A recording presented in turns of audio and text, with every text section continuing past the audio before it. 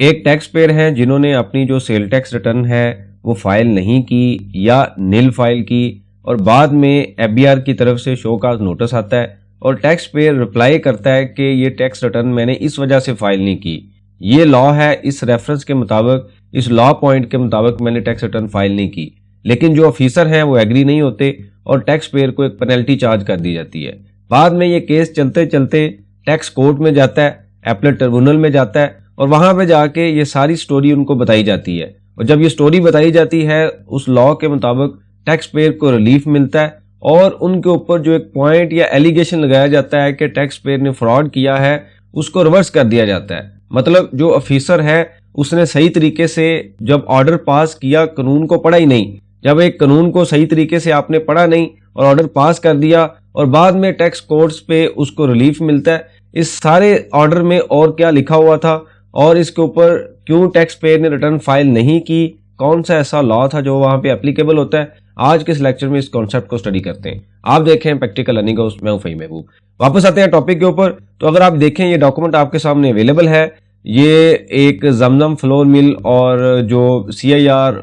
LTO Lahore उनके against जो है वो टैक्स पेयर जो है वो एपलेट ट्रिब्यूनल में जाता है। इस सारे केस में काफ़ी डिटेल में चीज़ें अवेलेबल है, ग्रुप के अंदर ऑलरेडी मैं शेयर कर चुका हूं, जो हमारा फेसबुक का पेज है वहां पे भी ये डॉक्यूमेंट अवेलेबल है। अब यहाँ पे क्या चीज़ें मेंशन थी वो ब्रीफली मैं आपको एक्सप्लेन कर देता हूँ, बाद में आप इस ऑर्डर को डिटेल से पढ़ भी सकते हैं। तो इसका ऑर्डर नंबर ये अवेलेबल है आपके सामने और ये जो पीरियड था ये जुलाई 2021 से जून 2023 तक था। तकरीबन 2 टैक्स ईयर का जो डाटा है उन्होंने उठाया। अब होता क्या है कि ये जो फ्लोर मिल थी, ये जो सेल, इनकी जो सेल होती है वो एग्जम्प्ट है। मतलब एक चीज है जो है ये एग्जम्प्ट है, जिसके ऊपर लॉ ये कहता है कि अगर आप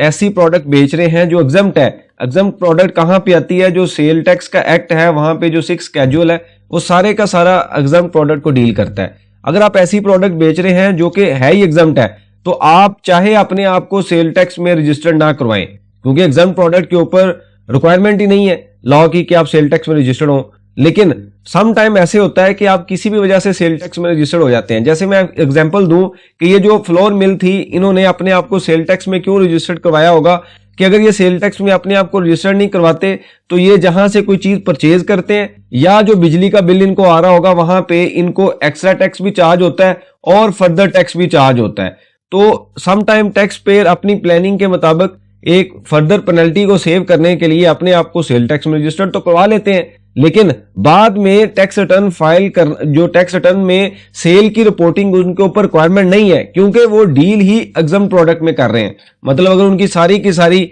जो सेल है वो है ही एग्जम्प्ट है तो वो अपनी रिटर्न नील फाइल कर दें, ना डिक्लेयर करें चीजें, क्योंकि यहां पे तो लॉ ये कहता है कि आप ना फाइल करें अगर आपकी प्रोडक्ट है एग्जम्प्ट है। तो इस केस में भी यही हुआ कि टैक्स पेयर ने क्या किया कि जो अपनी सेल और परचेज थी वो सेल टैक्स रिटर्न में डिक्लेयर नहीं की। अब फॉर एग्जांपल हम इसकी एग्जांपल ऐसे ही लेते हैं कि आप एक जुलाई 21 के महीने में यानी कि 2021 में एक टैक्स पेयर है, यही टैक्स पेयर है जिन्होंने 1 मिलियन की सेल की, 10 लाख की सेल की। अब जब ये सेल की होगी तो आमतौर पे ये नेक्स्ट सी में सेल टैक्स रिटर्न में इसको रिपोर्ट किया जाता है। अब जब ये कोई चीज आप सेल करते हैं तो जारी बात है आप कोई चीज परचेज भी करते हैं, मटेरियल भी होता है, तो वो जो स्टॉक होता है, ये मटेरियल होता है वो आपका नेक्स्ट डे में आ रहा होता है। तो हम अज्यूम करते हैं कि उन्होंने 5 लाख का मटेरियल परचेज किया। अब अगर हम नॉर्मल सिचुएशन देखें, टैक्सेबल सप्लाई की केस में देखें तो हमने सेल भी रिपोर्ट करनी है और परचेज भी रिपोर्ट करनी है, क्योंकि सेल के ऊपर हम क्या करते हैं, आउटपुट टैक्स चार्ज करते हैं और जो परचेज है इसके ऊपर क्या होता है, इनपुट टैक्स चार्ज होता है। इन दोनों का जो डिफरेंस होता है वो क्या होता है, सेल टैक्स पेएबल होता है। तो जहां पे टैक्स इन्वॉल्व होता है एफबीआर ये कहता है वहां पे मेरा भी हिस्सा है, मुझे भी पैसे दें, तो इस वजह से वो डिटेल में चेक भी करता है। इस केस में इस टैक्स पेयर की सेल के ऊपर टैक्स ही नहीं था, मतलब ये जो आउटपुट टैक्स है ये जीरो था,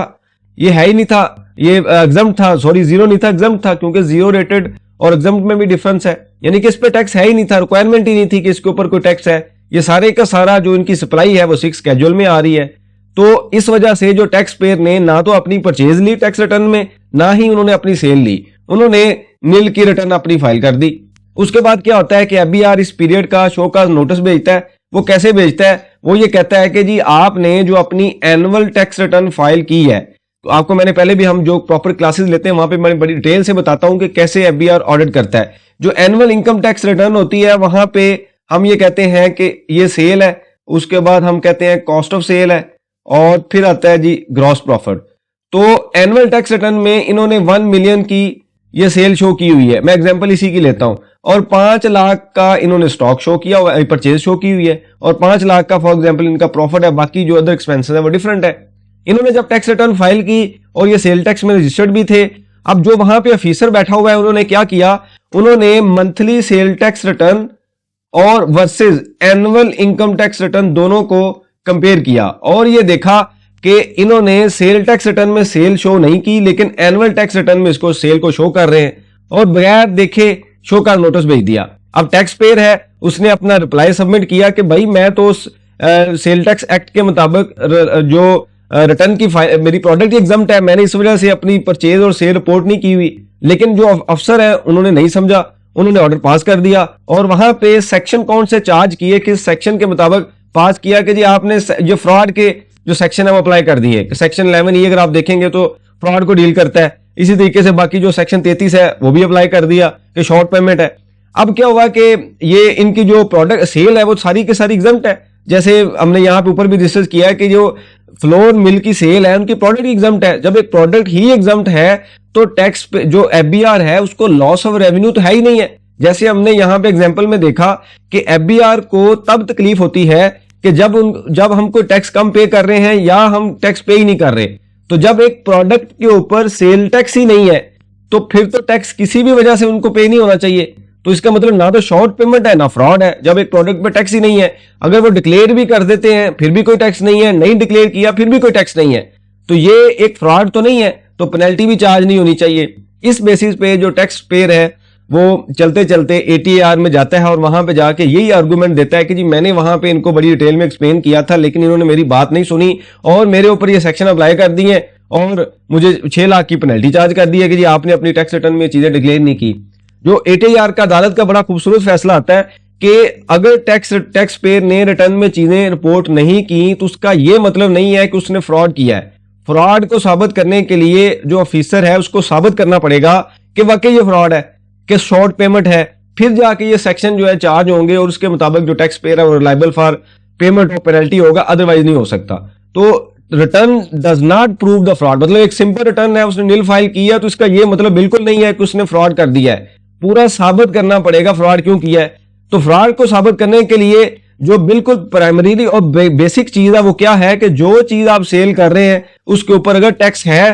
तो फिर वो टैक्स या ज्यादा कम होगा या आपने शो ही नहीं किया। इसको साबित करने के लिए FBR डिटेल में जाता है। जब वो डिटेल में जाता है तो अगर उसको एविडेंस मिल जाता है तो वो ये कहता है कि जी मेरे पैसे इतने बनते थे, आपने मेरा हिस्सा मुझे कम दिया है, मुझे पेमेंट ही कम की है, तो इस वजह से ये टैक्स फ्रॉड है, शॉर्ट पेमेंट है, वो आपको चार्ज करता है। तो जब वो दोबारा जाके उसको चेक करता है, देखता है, जब देखेगा तो उसको नजर आएगा कि भाई आउटपुट टैक्स तो है ही नहीं है। एक चीज बिक रही है जिसकी वैल्यू 1 लाख रुपया है और उसके ऊपर GST है ही नहीं है, 0 GST है, एग्जम्प्ट है वो प्रोडक्ट, तो मुझे तो मिलना ही कुछ नहीं है, तो लिहाजा ये फ्रॉड तो ना हुआ। इस बेस पे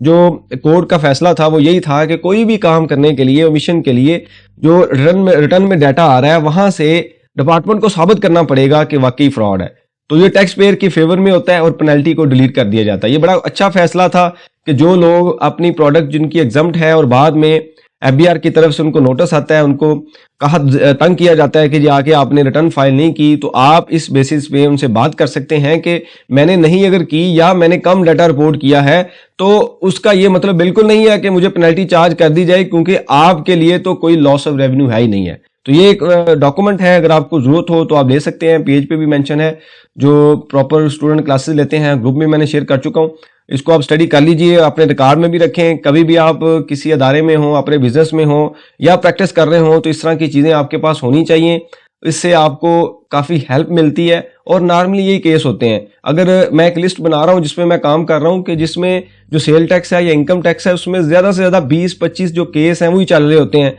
वो डिफरेंट तरह घूम रहे होते हैं एक बिजनेस से दूसरे बिजनेस में। अब जो ऑफिसर है वो समझते नहीं, हालांकि वो उनके पास इतने ज्यादा टैक्स पेयर होते हैं और एक का जो फैसला करते हैं और आगे जाके उनके अगेंस्ट आ जाता है, लेकिन फिर भी वो नहीं समझते, वो एक और टैक्स पेयर है उसके ऊपर फिर वही फैसला कर देते हैं, वही ऑर्डर पास कर देते हैं। क्योंकि उनको पूछता कोई नहीं है। उनकी जो असेसमेंट है, एफिशिएंसी लेवल है, इस तरह से टेस्ट नहीं होता कि कितने केस आपने ऑर्डर पास किए हैं जो कि बाद में एफबीआर के फेवर में हुए हैं। जैसे ये एक डॉक्यूमेंट है, इन्होंने ऑर्डर पास कर दिया और ये एफबीआर के अगेंस्ट चला गया, तो इसके ऊपर उनकी असेसमेंट या एफिशिएंसी लेवल टेस्ट होना चाहिए। इस तरह का कोई रिक्वायरमेंट तो है नहीं है, ना ही कोई इनका सिस्टम है। इस वजह से अपनी मर्जी से जो ऑर्डर जो समझ आता है कि मेरे मुताबिक कानून लॉ की रीडिंग, प्लेन रीडिंग ये है, उसके मुताबिक ऑर्डर पास कर दिया जाता है। एनीवेज, इसको आप स्टडी करें, देखें, और इसमें आपको अगर कोई हेल्प की जरूरत हो, कोई इशू हो या आपके पास कोई पॉइंट हो, हम डिस्कस कर सकते हैं। बहुत शुक्रिया, जज़ाकल्लाह।